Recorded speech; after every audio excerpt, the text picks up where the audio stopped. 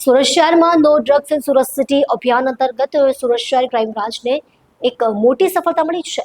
શહેરના સથરા વિસ્તારમાં પોલીસની ટીમે મેફેડોન ડ્રગ્સના વાણિજ્ય જથ્થા સાથે 4 શખ્સોને ઝડપી પાડી ડ્રગ્સ રેકેટનો પર્દાફાશ કર્યો છે. સુરત શહેર ક્રાઇમ બ્રાન્ચે no drugs in Surat city અભિયાન અંતર્ગત મહત્વની સફળતા મેળવી છે. શહેરના કામરેજ સુરત રોડ સથરા વિસ્તારમાં આવેલા શ્યામધામ મંદિર બીઆરટીએસ બસ સ્ટેન્ડ સામે જાહેર રોડ પરથી એનડીપીએસ એક્ટ હેઠળ 74.450 ગ્રામ પ્રતિબંધિત મેફેડોન ડ્રગ્સ સહિત 4 આરોપીઓની ધરપકડ કરવામાં આવી છે.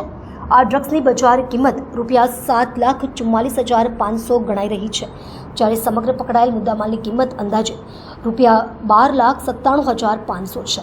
પકડી પાડવામાં આવેલા આરોપીઓમાં પંકજકુમાર નંદલાલભાઈ પાસવાન, સરફરાઝ ઉર્ફે રોમિયો, સરકુદ્દીન અંસારી, રોહનકુમાર કિશોરભાઈ રાઠોડ અને જગત જીવન ચિત્રસેન રાઉતનો સમાવેશ થાય છે. તેઓ GJ18BD6195 નંબરની ડાર્ક ગ્રે કલરની સ્વિફ્ટ ડિઝાયર કારમાં એમડી ડ્રગ્સની હેરાફેરી કરતા ઝડપાયા.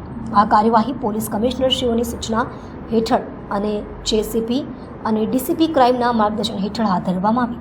હાલ ધરપકડ કરાયેલા આરોપીઓ પાસેથી મળેલા ડ્રગ્સ ક્યાંથી લાવવામાં આવ્યા હતા અને કોણે ખરીદવાનું હતું તે અંગેની વધુ તપાસ સુરત શહેર ક્રાઇમ બ્રાન્ચ દ્વારા ધોરણસર ચાલી રહી છે.